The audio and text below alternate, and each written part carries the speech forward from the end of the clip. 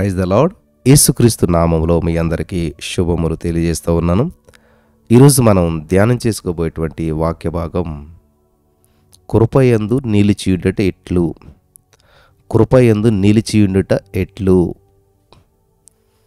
అపోస్తల కార్యములు 13వ అధ్యాయం 43వ వచనం మనం చదివినట్లయితే, దేవుని కృపయందు నిలకడగా ఉండవలనని వారిని హెచ్చరించిరి. దేవుని కృపయందు నిలకడగా ఉండవలనని వారిని హెచ్చరించిరి. ఆమేన్. స్తోత్రం దేవా. ఈ సమయంలో ఈ యొక్క వాక్యాన్ని ధ్యానిస్తూ ఉండగా అనేక మంది బిడ్డలు వాక్యం ద్వారా బలపడటానికి కృప చూపించి నడిపించి విత్తబడిచిన వాక్యం వ్యర్థం కాకుండా ప్రతి హృదయంలో నాటబడి నూరంతల పంటను వింజి కృప చూపించమని యేసుక్రీస్తు నామంలో ప్రార్థించి నమ్మి పొందుకొని ఉన్నాం తండ్రి. ఆమేన్.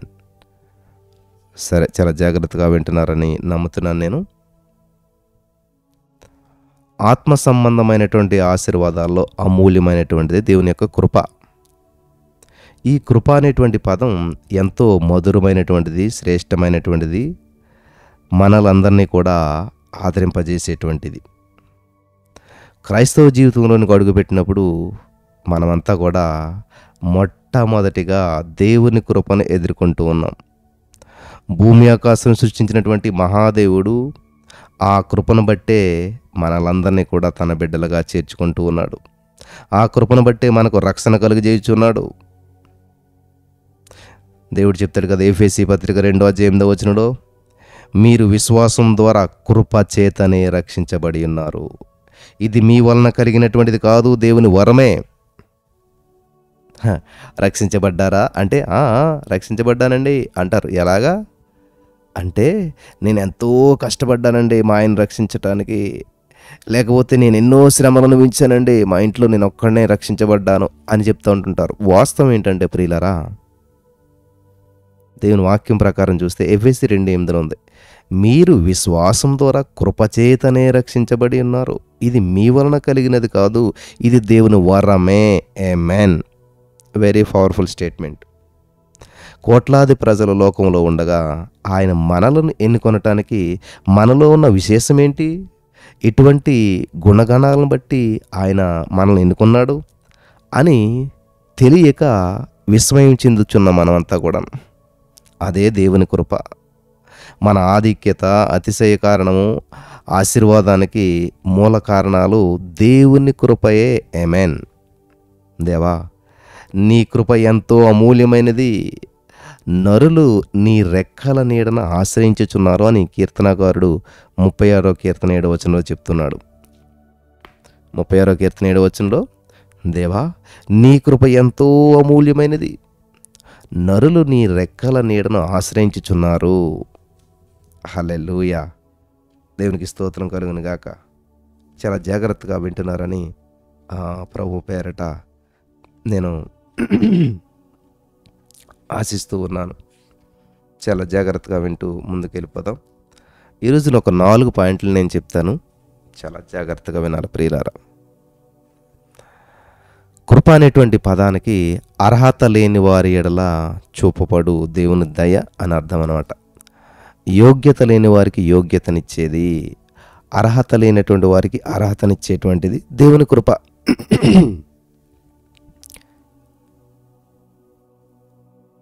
గమనించాలి నా ప్రియమైనటువంటి సహోదరి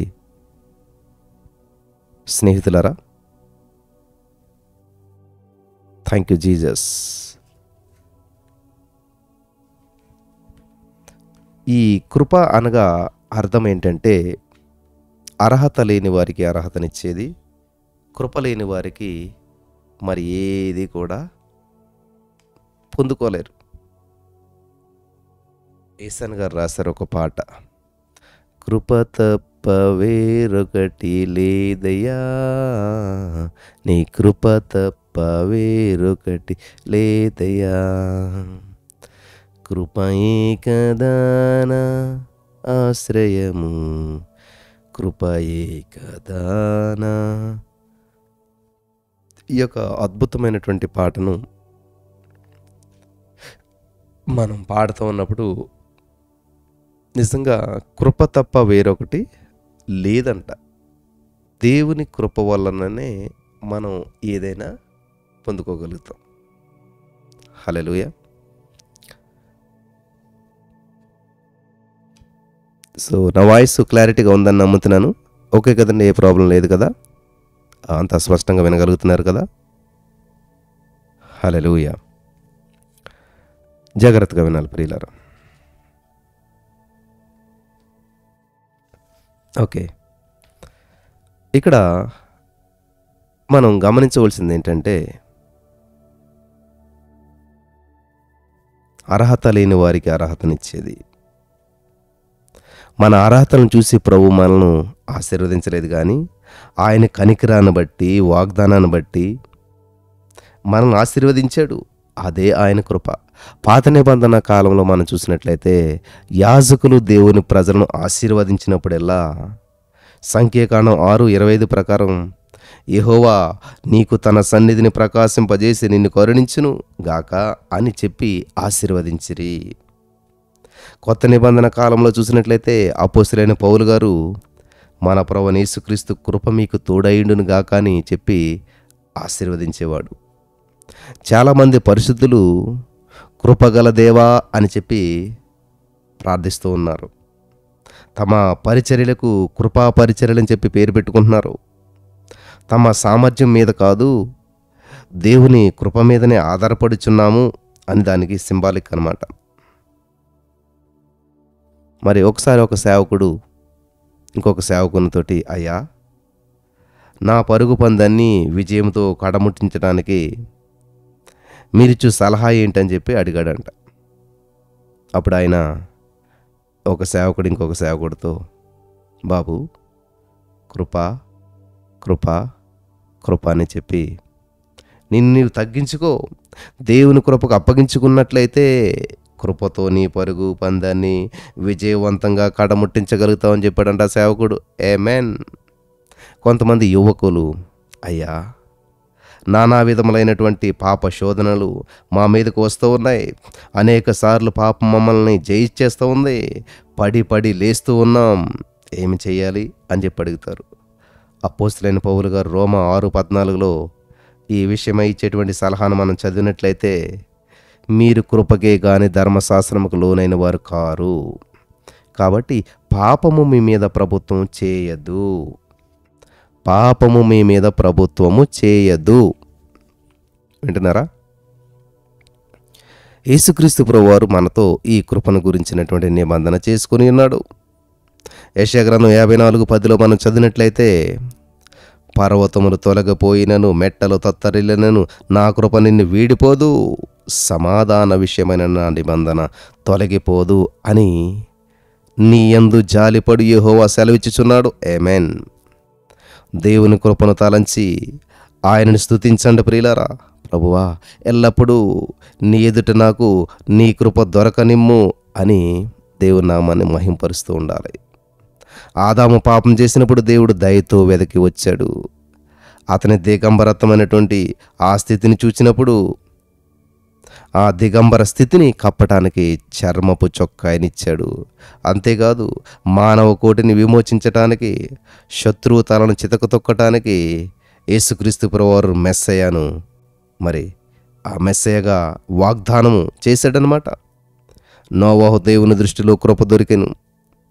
నోవాహుకు దేవుని దృష్టిలో కృప దొరికింది కాబట్టి కుటుంబం అంతా కూడా ఓడ ద్వారా రక్షించబడ్డది. వారు జలప్రళయం తప్పించబడ్డారు. లోతు కూడా కృప లభించింది కాబట్టి సొదొమ గొమొర్రా ప్రాంతంలో అంత నాశనంలో నుంచి వెలుపలికి వచ్చాడు.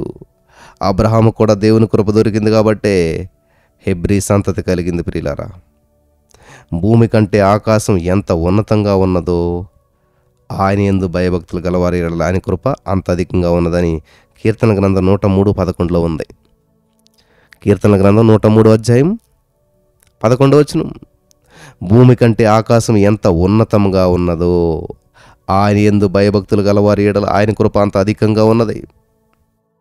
103వ కీర్తన 8వ మనం చదివినట్లయితే, యెహోవా దయాదాక్షిణ్య పూర్ణుడు, దీర్ఘశాంతుడు, కృపా సమృద్ధి గలవాడు. చెప్పండి అందరూ, కృపా సమృద్ధి గలవాడు. దేవుని దగ్గర సమృద్ధి, సర్వసమృద్ధి ఉంటుంది. మన దగ్గర ఇప్పుడు లేమి, లోటు ఉంటుంది. కాబట్టి ఈ రోజున కృపలో విస్తరించేటట్లు, కృపలో నిలిచిండేటట్లు, కృప యొక్క సంపూర్ణత మనం స్వతంత్రించుకునేటట్లు ప్రశ్నలు అందరికీను. ఈ ప్రశ్నల యొక్క సమాధానం ఈరోజు మనం తెలుసుకుందాం. పెన్ను పుస్తకం పెట్టి రాసుకోండి, జాగ్రత్తగా వినండి. కృపలో విస్తరించటం ఎట్లాగా? ఈ కృపలో మనం నిలబడి ఉండాలి, పడిపోకుండా ఉండాలంటే ఎట్లాగా? ఈ కృప యొక్క సంపూర్ణతను మనం ఎలా స్వతంత్రించుకోవాలి అనేటువంటి విషయాలు ఈరోజు ధ్యానం చేసుకుందాం. 4 పాయింట్లు మరి మీకు నేను చెప్పాలని ఆశపడుతున్నాను. అందులో మొదటి పాయింట్, ఉదయమున కృప. ఆమేన్. ఇప్పుడు మనం ఎక్కడున్నామండి? దేవుని ఉదయకాల కృపలో ఉన్నాం. ఆమేన్, ఆమేన్, ఆమేన్. ఈ యొక్క ఉదయకాల సమయంలో ఎవరైతే మరి యొక్క 3:30 to 4:50 వరకు దేవుని సందులో గడుపుతున్నారో, ఈ యొక్క ఉదయమున కృపలో ఉంటున్నారో, వారందరూ కూడా గొప్ప భాగ్యవంతులు. ఆమేన్. విలాపవాక్యములు 3:23 మనం చూసినట్లయితే, అనుదినము ఉదయమున నూతనముగా ఆయనకు వాత్సల్యత అనగా కృప పుట్టుచున్నది. ఆమేన్. వాత్సల్యత అని ఉందని చెప్పి అనుకోకండి, ఇక్కడ కృప చెప్పాలి. అనుదినము. చూసారా? ఆదివారమే మాత్రమే, లేకపోతే సోమవారం నుంచి శనివారం వరకు మాత్రమే అనట్లేదు ఇక్కడ. అనుదినము. ఆమేన్. అనుదినము అంటే ప్రతిదినము అనమాట. ఉదయమున నూతనముగా ఆయనకు వాత్సల్యత అంటే కృప పుట్టుచు ఉన్నదంట. కృపలో మనం విస్తరించడానికి ఉదయకాలమున దేవుని కృపతో నింపబడుట అవసరం. ఆమేన్. నింపబడుతున్న మీ అందరిని బట్టి దేవునికి మహిమ కలుగును గాక. ఎప్పుడండి? ఉదయాన్నే నింపబడాలి, ఉదయాన్నే నింపబడాలి. ఆమేన్. దేవునికి స్తోత్రం కలుగును గాక. హల్లెలూయా. నూతన దినాన్ని ఎప్పుడు ఎదుర్కొంటాం మనం? ఉదయమే. ఆ కృప మనకు బలాన్ని, శక్తిని దయచేస్తుంది. నువ్వు ఎప్పుడైతే ఉదయకాల సమయంలో లేచి దేవుని కృపచేత నింపబడతావో, ఆ రోజు నీకు ఎదురయ్యే ప్రతి బంధకాలని, శ్రమలని, ఇబ్బందుల్ని, అంతే కదా. నువ్వు ప్రయాణం ప్రారంభించే ముందు నీ యొక్క బైక్లో, కారులో పెట్రోల్ ఫుల్గా నింపుకున్నావు అనుకో, ఎక్కడ ప్రయాణం ఆగిపోదు. ఎంత దూరమైనా ఈజీగా వెళ్ళిపోతావు, ఆగదు, సాగిపోతుంది. అలాగే ఎవరైతే లేచి దేవుని కృపచేత నింపబడుకుంటారో, దేవుని కృపచేత నింపబడతారో, వాళ్ళ జీవితాలు అద్భుతంగా ఉంటాయి. ఆమేన్. హల్లెలూయా. దేవునికి స్తోత్రం కలుగును గాక. కాబట్టి నూతన దినాన్ని ఎదుర్కొనటానికి ఆ కృప మనకు బలాన్ని, శక్తిని దయచేస్తుంది. 40 సంవత్సరాలు ఇజ్రాయేలు జనాంగాన్ని నడిపించినటువంటి మోసే ప్రతి దినానికి కావలసిన కృపను దేవుని యొద్ద నుంచి పొందుకునేటువంటి వాడంట. చూద్దామా? కీర్తన 90:14. ఉదయమున నీ కృపతో మమ్మల్ని తృప్తిపరచుము, అప్పుడు మేము మా దినములన్నీ ఉత్సహించి సంతోషించేదము అని ప్రార్థించాడు మోసే గారు. ఏంటండి? ఉదయమున చెప్పాలి. అందరూ ఉదయమున చెప్పాలి, చెప్పాలి, చెప్పాలి. ఎప్పుడంటండి? ఉదయమున. ఒకవేళ ఈ వర్తమానం మీరు తర్వాత వింటున్నారేమో, ఒకవేళ ఈ వర్తమానం మీరు లేటుగా వింటున్నారేమో, ఒకవేళ మీరు ఉదయాన్నే లేవలేకపోయారేమో. ఎప్పుడు నింపబడాలంటండి? లక్షల మందిని బానిసత్వం నుంచి విడిపించిన మోసే గారు గొప్ప నాయకుడు చెప్తున్న మాట ఏమనంటండి? ఎంతో శ్రద్ధగా, జాగ్రత్తగా వినాలి ఈ మాట. ఉదయమున నీ కృపతో మమ్మల్ని తృప్తిపరచుము. ఎవరైతే దేవుని కృపలో తృప్తికరమైనటువంటి జీవితాన్ని అనుభవిస్తారో, తృప్తిగా ఉదయమున లేచి దేవుని సందులో గడుపుతారో, నీకు సంతృప్తికరమైన జీవితం కావాలంటే ముందుగా దేవుని కృపలో తృప్తిపరచబడాలి. అప్పుడు మేము మా దినములన్నీ ఉత్సాహించి సంతోషించేదాము. ఎందుకు నీ రోజు విచారంగా గడుస్తుంది తెలుసా? ఎందుకు నీ రోజు విచారంగా గడపగలుగుతున్నావు నువ్వు తెలుసా? కృపతో తృప్తి లేనివారు, కృప విషయంలో తృప్తి లేనివారు రోజంతా విచారంతో గడుపుతారు. నీ జీవితంలో శోధనలు, బాధలు, ఇబ్బందులు ఇవన్నీ వస్తూ ఉన్నాయి. సాటిస్ఫాక్షన్ లేదు, సంతృప్తి లేదు. ఎందుకనంటే నువ్వు ముందుగా ఏం చేయాలంటే ఉదయమున దేవుని కృపతో తృప్తిపరచబడాలి. ఆమేన్. ఈ రోజు నుంచి పరిశుద్ధాత్మ దేవుడు మీ జీవితాల్లో గొప్ప వెలిగింపునిచ్చి నడిపించి బలపరచును గాక. ఆమేన్. ఆయన ప్రార్థన ఇది మోసే గారు. ఆ కృపను ఇవ్వటానికి మోసేను మాత్రం కాదు, గమనించాలి, ఆ కృపనిచ్చుటకు మోసేను మాత్రం కాదు, మనలో ప్రతి వారిని ఆహ్వానిస్తూ ఉన్నాడు ఆయన. ఆమెన్. ఈ రోజున పలానా పెళ్ళి ఇన్విటేషన్ నీకు వచ్చిందా లేదా? అబ్బో, ఎంత వెతుక్కుంటారో ఇల్లంతాను. మీ పిల్లలని ఇంటికి వచ్చి, హలో మనకి పెళ్లి కార్డు ఇచ్చారా లేదా, ఇన్విటేషన్ ఇచ్చారా లేదా? అయ్యో, ఇవ్వకపోతే ఎంత బాధో. ఈ రోజున దేవుడు నీకు ఇన్విటేషన్ ఇస్తూ ఉన్నాడు, ఈరోజు నీకు దేవుడు ఆహ్వానం పలుకుతూ ఉన్నాడు. అలానాడు మోసే గారికి మాత్రమే కాదు, ఈరోజు ఇప్పుడు కూడా నీకు యేసయ్య ఆహ్వానం పలుకుతున్నాడు. ప్రతిరోజు, ప్రతి ఉదయం, అనుదినము దేవుని కృపచేత నింపబడాలి. ఫిల్లింగ్ స్టేషన్ ఇది. హల్లెలూయా, థ్యాంక్ యూ జీసస్.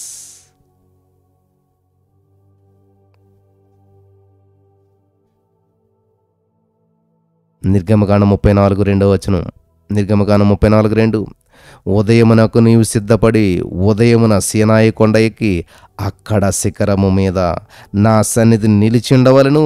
ఆమేన్. ఉన్నారా? నిలిచి ఉండాలి. చాలామంది లేస్తారు, లేచి కొంచెం పడుకుంటారు. చాలామంది ఉండే అలవాటు. లేదంటే చాలా శక్తివంతమైన ప్రార్థన లాస్ట్లో ఉంటుంది కాబట్టి అప్పుడు వస్తారు చాలామంది. కానీ ఇక్కడ ఉదయం నీవు సిద్ధపడి కొండెక్కి అక్కడ శిఖరం మీద నా సన్నిధి నిలిచి ఉండాలి. నువ్వు సమయానికి లేవాలి, నిలవాలి, ఉండాలి.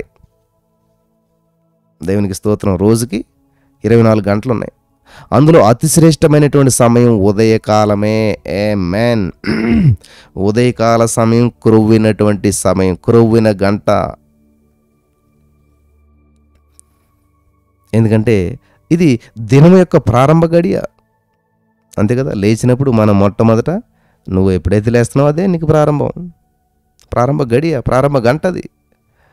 అలాగా ప్రారంభ గడియలో, ప్రారంభ గంటలో లేచిన వెంటనే ఎవరైతే ప్రభువును ప్రేమిస్తారో, ప్రభువును ప్రేమించేవారు ప్రాముఖ్యమైనటువంటి ఆ సమయం అందే ప్రభువును కలుసుకొనటానికి సమర్పించుకొని ఆయనను మహింపరుస్తారు, ఆయనను గణపరుస్తారు, ఆయన వలన గణపరచబడతారు. ఆమేన్. నన్ను గణపరచేవారు నేను గణపరిచేస్తానని దేవుడు మొదటి సమయం 2:30 చెప్తున్నాడు. కాబట్టి ఎవరైతే లేచిన వెంటనే మొట్టమొదటి గంటను దేవునికి సమర్పించి దేవుని గణపరుస్తారో ఆ గణపరిచినటువంటి వారు గణపరచబడతారు. ఆమేన్. సింపుల్. దేవుడు ఏదైనా తోటలో సంచరిస్తూ ఉన్నటువంటి సమయంలో పగటి వేళ చల్లపూట అని బైబిల్ చెప్తుంది. అప్పుడు సమయం ఎంత అంటారు?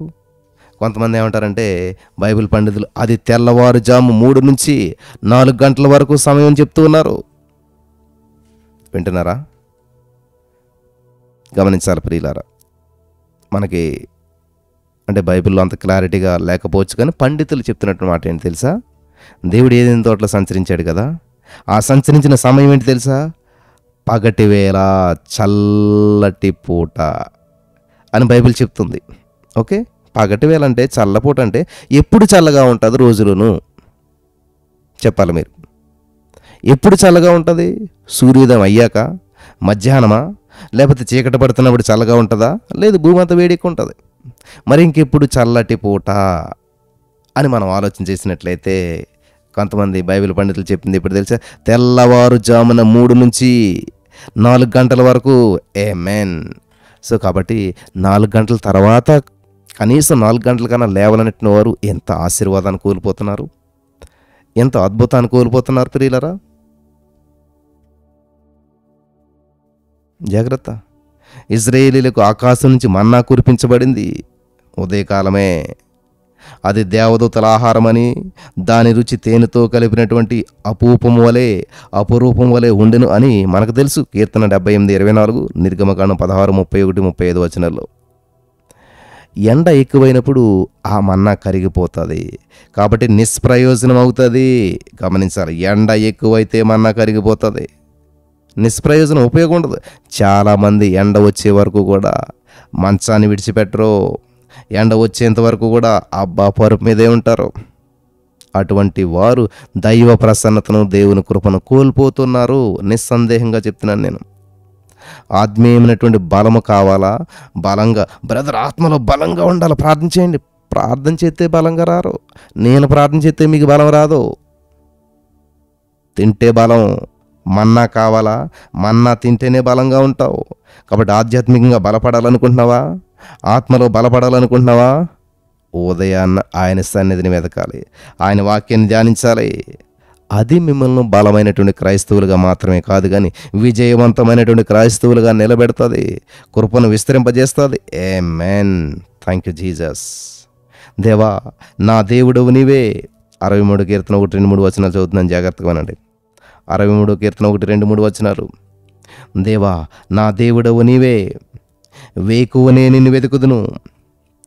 నీళ్లు లేక ఎండి ఉన్నటువంటి దేశమందు నా ప్రాణము నీ కొరకు తృష్ణకొని ఉన్నది. నీ మీద ఆశ చేత నిన్ను చూడవలనని నా శరీరము కృషించుచున్నది. నీ కృప జీవము కంటే ఉత్తమము, నా పెదవులు నేను స్తుతించును. గమనించాలి ప్రియులారా, కృప, స్తుతి, మనం ఇవన్నీ కూడా ఫాలో అవుతూ ఉన్నాం ఉదయకాలం. కాబట్టి ఉదయకాలం గడిపేటువంటి వారి జీవితాల్లో జరిగేటువంటి అద్భుతాలు అన్నీ ఇన్ని కాదు. ఉదయకాల సమయంలో కనీసం 3 to 5 మధ్యలో సమయాన్ని ఎవరైతే గడుపుతూ ఉంటుంటారో, 1 గంట సమయం, ఆసం, వారి జీవితంలో అద్భుతాలు చూడగలుగుతారు, స్వతంత్రించుకోగలుగుతారు.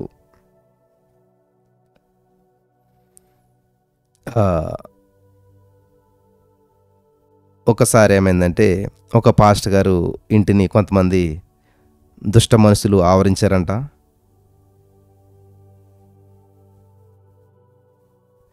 ఎప్పుడైతే మరి దుష్టులు కాబట్టి ఇంట్లోకి వచ్చారు కాబట్టి ఇల్లు ఎక్కడ తగలబెట్టేస్తారో, మరి ఇంట్లోకి వచ్చి అందరినీ చంపేస్తారేమో అనేటువంటి భయము బట్టి ఆ సేవకుడు ఏం చేయడంటే ఆ భార్య వణికిపోతూ ఉన్నారంట. అయితే వారి చిన్న బిడ్డ మోకరించి జీవము కంటే నీ కృప ఉత్తమము అనేటువంటి పాట పాడాడు. జీవము కంటే నీ కృప ఉత్తమము అనే పాట ఉంటుంది కదా. పాస్టర్ గారు వణుకుపోతుంటే ఆ పాస్టర్ గారికి ఉన్నటువంటి చిన్న బిడ్డ ఏం చేయడు తెలుసా?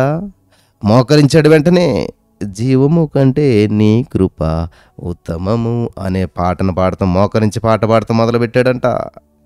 హల్లెలూయా. జరిగిందేంటో తెలుసా? ప్రభు అక్కడ వీధి కుక్కలకు ఆజ్ఞాపించాడు దేవుడు. ఎక్కడి నుంచి వచ్చిందో తెలియదు, కుక్కల గుంపు బయలుదేరి వచ్చింది. ఆ రౌడీ మూకనంతా కూడా తరిమేసింది. దేవుని కృప వారిని రక్షించింది. ఆమేన్. ఏం చేస్తాడులే అనుకుంటారా దేవుడు? దేవుడు ఎవరినైనా వాడుకుంటాడు, ఏ విధంగానైనా వాడుకుంటాడు, ఎప్పుడైనా వాడుకుంటాడు. హల్లెలూయా. పేతురు రాసిన 2వ పత్రిక 3వ అధ్యాయం 18వ వచనం చూసినట్లయితే, మన ప్రభువును రక్షకుడైన యేసుక్రీస్తు అనుగ్రహించు కృపయందును జ్ఞానమందును అభివృద్ధి పొందుడి. ఆమేన్. డెవలప్మెంట్. ఏం డెవలప్మెంట్ చూస్తాం మనం? దేవుని కృపలో డెవలప్మెంట్ చూసుకో మనం. హల్లెలూయా. కాబట్టి ఉదయమున కృప, ఇది చాలా అద్భుతమైన కృప. ఉదయకాల కృప చాలా శక్తివంతమైనటువంటి కృప. ఖచ్చితంగా దాని చేత ప్రతి వారు నింపబడి మాత్రమే రోజును ప్రారంభించాలి. అటువంటి కృప పరిశుద్ధాత్మ దేవుడు మీకు అనుగ్రహించును గాక. ఆమేన్. నెంబర్ 2, దీనులకు కృప. ఉదయకాల కృప గురించి మనం ధ్యానం చేసుకున్నాం. ఇప్పుడు దీనులకు కృప అంట. ఈ దీనులకు కృప ఏంటి అసలే అని మనం ఆలోచన చేసినట్లయితే, సామెతల గ్రంథం 3:34లో, సామెతల గ్రంథం 3:34లో మనం చూసినట్లయితే, అపహాసుకులను ఆయన అపహసించును, దీనుని ఎడల ఆయన దయ, అంటే దయ అనగా కృప అనగా ఒకటే, ఆయన దయ చూపును అంటే కృప చూపును. గమనించాలి ప్రియులారా, 1 పేతురు 5:5లో, యాకోబు 4:6లో మీరు చదివినట్లయితే, దేవుడు అహంకారులను ఎదిరించి దీనులకు కృప అనుగ్రహిస్తాడంట. ఎవరికంటే దీనులకు కృప. అహంకారం కలిగినటువంటి వారికి కృప చూపించాడు దేవుడు. అవును కదా. మనలను మనం తగ్గించుకుని ఎడలా దేవుని కృప మనలో విస్తరించబడుతూ ఉంటుంటుంది. ప్రభు ఎదుట తగ్గించుకొనటాన్ని బట్టి సిగ్గుపడొద్దు ఎప్పుడు కూడా. ప్రభు దగ్గర, మనుషుల దగ్గర వినయముగాను సాత్వికంగాను మనం నడుచుకొనుట అలవర్చుకుంటే దేవుని కృప మనలో నిండి పొర్లుతూ ఉంటుంది. ఆమేన్. కృప అనేటువంటిది ఒక నది వంటిది ప్రియులారా. అది ఎత్తైన పర్వతం నుంచి పల్లము వైపు ప్రవహిస్తూ ఉన్నది. దీనులను నిండి పొరల చేస్తున్నదన్నమాట. అదంతా కూడా అహంకారులను దేవుడు ఎదిరిస్తూ ఉన్నాడు. అతిశయము, గర్వము మిమ్మల్ని సమీపించకుండా చూసుకోవాలి. స్వనీతి, సొంత జ్ఞానాన్ని కనపరచకుండా దేవుని కృప మీద ఆధారపడాలి. ఆమేన్. చాలామంది తమ పాపాలను ఒప్పుకొని తమను తాము తగ్గించుకొనుటకు సిద్ధపడుట వలన పాపక్షమాపణను, రక్షణను పొందుకొనట్లేదు. కొందరు తమను తాము తగ్గించుకొని సమాధాన పడటం లేదు కాబట్టే కృపను పోగొట్టుకుంటూ ఉన్నారు. మత్తయి సువార్త 5వ అధ్యాయం 23-24 వచనాలు మనం చదివినట్లయితే, కావున నీవు బలిపీఠం వద్ద అర్పణలు అర్పిస్తూ ఉండగా నీ మీద నీ సహోదరునికి విరోధమేమైనా కలదని అక్కడ నీకు జ్ఞాపకం వచ్చినేడలా అక్కడ బలిపీఠం ఎదుటనే నీ అర్పణ విడిచిపెట్టేసేసి మొదట వెళ్ళి నీ సహోదరునితో సమాధానపడము. ఆమేన్. అప్పుడు ప్రభువు నీ కానుకను అంగీకరించి నీ ఎడల కృపచూపును. ఆమేన్. లేకపోతే ఇవేమీ లేకుండా నీ పనిగా నువ్వు అర్పణ నడిపించి కానుకేసి ఇది చేసి అది చేసి వెళ్ళిపోతే కృపను నువ్వు పొందుకోవట్లేదు. ఒక దినము ఫరోని చూసి మోసే ఇలాగ అడుగుతూ ఉన్నాడు. నిర్గమకాండం 10:13లో ఫరోని చూసి మోసే ఏమంటున్నాడు తెలుసా? నీవు ఎన్నాళ్ళ వరకు నాకు లొంగనలకు ఇందువు. చూసారా? తగ్గించుకొనటానికి మనసు లేనటువంటి ఫరో 10 బాధలు, దేవుని ఉగ్రత, తీర్పు ఎదుర్కోవలసి వచ్చింది. లేవికాండం 26:41-42 వచనాలు మనం చదివినట్లయితే, ఇజ్రాయేలీలు పాపం చేసినప్పుడు దేవుడు ఇలాగ సెలవిస్తూ ఉన్నాడు. లోబడని తమ హృదయములు లొంగి తాము చేసిన దోషమునకు ప్రతిదండనను అనుభవించితమని ఒప్పుకొని నీడలా నేను యాకోబుతో చేసిన నా నిబంధనను జ్ఞాపకం చేసుకొందును. ఆమేన్. రాజుల మొదటి గ్రంథం 21వ అధ్యాయం 27 వచనం మనం చదివినట్లయితే, పరిశుద్ధ గ్రంథంలో చాలామంది రాజులు తమను తాము తగ్గించుకొని దేవునితో సమాధాన పడినప్పుడు ఆయన వారి బంధకముల నుండి విడిపించాడు, యుద్ధంలో జయమిచ్చాడు. రాజు అయినటువంటి ఆహాబు గోనెబట్ట ధరించుకొని దేవుని ఎదుట తను తగ్గించుకున్నాడు. మొదటి రాజులు 21:27లో. రెండవ రాజుల 12:19లో చూసినట్లయితే, రాజు అయినటువంటి ఏషియా ప్రభు ఎదుట తను తగ్గించుకున్నప్పుడు అతని విన్నపమును దేవుడు ఆలకించి కృప చూపించాడు. కీర్తన 138:6లో చూసినట్లయితే, యెహోవా మహోన్నతుడైనను ఆయన దీనులను లక్ష్యపెట్టును, ఆయన దూరము నుండి గర్విష్ఠులను బాగుగా ఎరుగును. మీరు వినయముగా నడుచుకుని నీడల కృప వెంబడి కృప పొందుకుంటారు. ఆమేన్. ఇక్కడ మనకి నెంబర్ 1 ఉదయమున కృప, నెంబర్ 2 దీనులకు కృప, నెంబర్ 3 నమ్మిక ఇంచు వారికి కృప. ఆమేన్. నమ్మిక ఇంచు వారికి కృప. చూద్దాం. యెహోవా యందు నమ్మికించు వారిని కృప ఆవరించి ఉన్నదంట. కీర్తన 32:10లో ఉంది. యెహోవా యందు నమ్మిక ఇంచు వారిని కృప ఆవరించుచున్నది. ఆమేన్. నాసికారంధ్రములో శ్వాస కలిగినటువంటి మనిషిని నమ్మొద్దు. ఉన్నతమైనటువంటి వారిని కానీ అధికారులను కానీ నమ్మవద్దు. ప్రభును నమ్మండి. ఆయన యందు నమ్మకించు వారు వర్ధిల్లుతారు. దేవుని నమ్మి ఆయనపై ఆనుకునేటువంటి విధానమే, ఆయన మీద ఆనుకొనటమే దావీదు కృప పొందటానికి కారణం. అతడు గొల్యాతుకు విరోధంగా బయలుదేరినప్పుడు సౌలిచ్చినటువంటి రాజవస్త్రం మీద నమ్మకించలేదు. వాటిని తీసివేసి ప్రభుని నమ్ముకొని జయం పొందాడు. ఆమేన్. దానియేలు సింహ గుహలో వేయబడినప్పుడు దేవుని కృపపై ఆనుకొన్నాడు కాబట్టే సింహాలు దానియేలుకు ఏ హాని చేయలేకపోయాయి. ఒక నామకార్థ కుటుంబము చేతబడి ప్రభావం వల్ల విస్తారమైనటువంటి కష్ట నష్టాలను ఎదుర్కొంటూ ఉన్నది. అంతేకాదు, వారు శారీరకమైనటువంటి ఆరోగ్యాన్ని కోల్పోయేటువంటి స్థితికి వచ్చేశారు. నామకార్థ కుటుంబం. ఆ కుటుంబంలో ఉన్నటువంటి ఒక యువతి ముఖం మాత్రం తేజస్సుతోనూ దేవుని ప్రసన్నతతో నింపబడిపోయింది. ఎందుకంటే ఆ కుటుంబంలో ఆమె ఒక్కతే మాత్రమే రక్షించబడ్డది.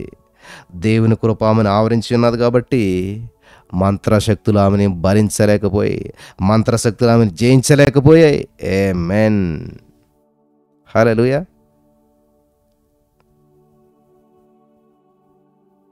మనం కొన్ని మార్కెట్స్లోకి మరి కొన్ని ప్రదేశాల్లో వెళ్తున్నప్పుడు కొన్ని బోర్డ్స్ కనిపిస్తూ ఉంటుంటాయి, కొన్ని వాక్యాలు కనిపిస్తూ ఉంటుంటాయి. ఏంటంటే, యెహోవా యందు నమ్మకించువాడు వర్ధిల్లును. ఆమేన్. హల్లెలూయా. దేవునికి స్తోత్రం కలుగును గాక. సామెతలు 28:28. యెహోవా యందు నమ్మకించువాడు వర్ధిల్లును. ఆమేన్. ఒక దుకాణం ఉంటుంది కదా, దుకాణం దగ్గర రాసుకుని పెట్టుకున్నమాట ఒక యజమాని. దేవుడు నమ్ముకున్న వ్యక్తి కాబట్టి, మరి దుకాణం గురించినటువంటి విషయం కాబట్టి రాసి పెట్టుకున్నమాట. ఏమని? యెహోవా యందు నమ్మకించువాడు వర్ధిల్లును. ఆమేన్, ఆమేన్. అంతే కదా, వ్యాపారం అనేది అవ్వాలి, వర్ధిల్లాలి, దినదినం అభివృద్ధి చెందాలి. కాబట్టి వ్యాపారం ఆ మాట పట్టుకున్నాడు, ఆ వాగ్దానం పట్టుకున్నాడు. ఎందుకంటే ఆ దుకాణ యజమానుడు కూడా ప్రభువుని నమ్మాడు. యేసు ప్రభువును స్వీకరించిన వ్యక్తి ఆ వాగ్దానం యందు నమ్మకించాడు.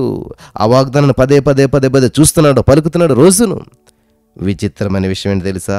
ఏ వాగ్దానాన్ని అయితే పట్టుకున్నాడో, ఏ వాగ్దానాన్ని అయితే పలుకుతున్నాడో, ఏ వాగ్దానాన్ని అయితే పబ్లిక్ అక్కడ రాసి పెట్టాడో, అతడు నమ్మాడు కాబట్టి అతడు వర్ధిల్లుతూ ఉన్నాడు, ఆశీర్వదించబడుతూ వచ్చాడు. ఆమేన్.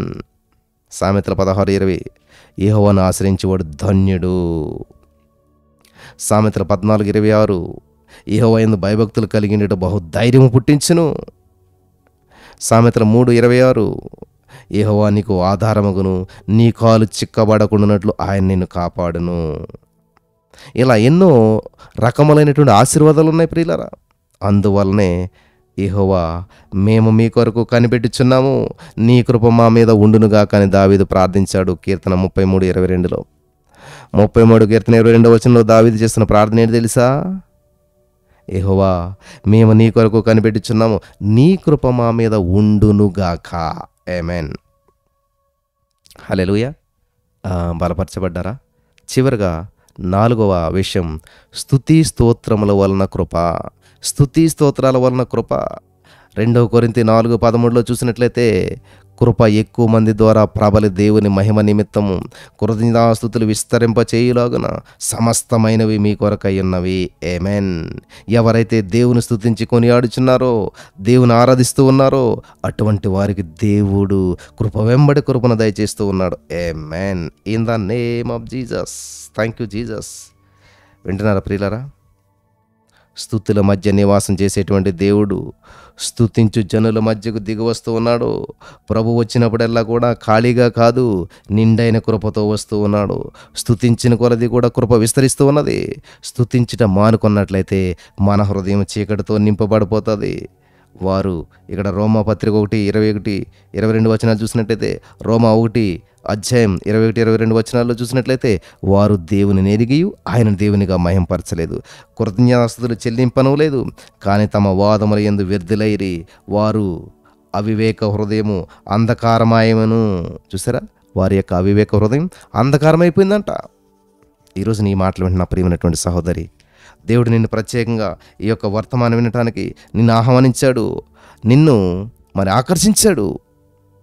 అంటాడు కదా దేవుడు, నేను ఆకర్షించింది ఎవడో కూడా తండ్రి ఎద్దుకు రాడని. కాబట్టి ఈరోజున ప్రత్యేకమైన ప్రణాళికతో దేవుడు నిన్ను నడిపిస్తూ ఉన్నాడు. 34 కీర్తన 1వ వచనం చూసినట్లయితే, దావీదు దేవుని కృపను పొందినప్పుడు స్తుతించుచు అనుభవంలోనికి వచ్చాడు. నేనెల్లప్పుడూ యెహోవాను సన్నుతించెదను, నిత్యము ఆయన కీర్తి నా నోట ఉండును.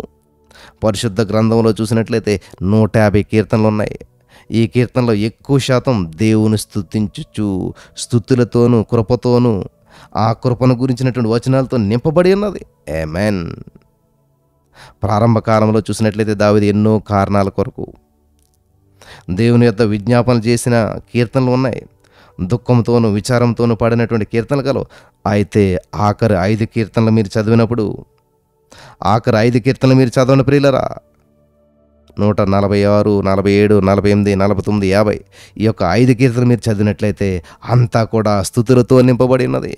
ఆధ్యాత్మికమైనటువంటి జీవితమందు పరిపక్వమైనటువంటి వారు ఎల్లప్పుడూ కూడా దేవుని స్తుతిస్తారు, దేవుని కృపయందు విస్తరిస్తూ ఉంటుంటారు.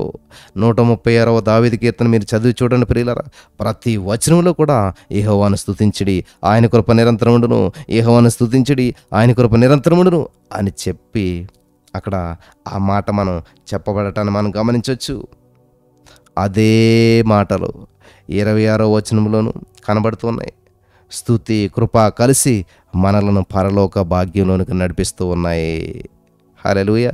ఒక దినము ఈ భూ సంబంధమైనటువంటి జీవితాన్ని ముగించుకొని స్తుతిమయమైనటువంటి పరలోక రాజ్యములో ప్రవేశించినప్పుడు ప్రభు మన ఎడల చూపినటువంటి కృపలను తలంచుచు ఆనందంతో ఆయన స్తుతించెదం. కృపలను తలంచుచు ఆయుష్కాలమంతా ప్రభుని కృతజ్ఞతతో స్తుతించెన్. హల్లెలూయా. ఎప్పుడు? పుట్టినరోజుకో, పెళ్లి రోజుకో ఎప్పుడు పాడుతుంటాం ఈ పాటలు. అంతే. కానీ ఇక్కడ ఆయుష్కాలం అంతా దేవుడి యొక్క కృపలను తలంచుకొంచు దేవుని స్తుతించాలంట. ఆమేన్, ఆమేన్, ఆమేన్. హల్లెలూయా. కాబట్టి ఆయన స్తుతించాలి. అవును నా ప్రియమైనటువంటి సహోదరి స్నేహితులారా, కృప వెంబడి కృప పొంది మనమంతా కూడా బలము పై బలము, కృప వెంబడి కృప, బలము పై బలము పొంది దేవుని ప్రసన్నతలోనికి మనం దాటి వెళ్ళాలి. హల్లెలూయా. ప్రతివారు కూడా, ఇక్కడున్న ప్రతివారు కూడా దేవుని యొక్క అద్భుతమైనటువంటి కృపచేత నింపబడి అద్భుతమైనటువంటి జీవితం జీవించడానికి పరిశుద్ధాత్మ దేవుడు సహాయం చేసి నడిపించి బలపరచును గాక. ఆమేన్.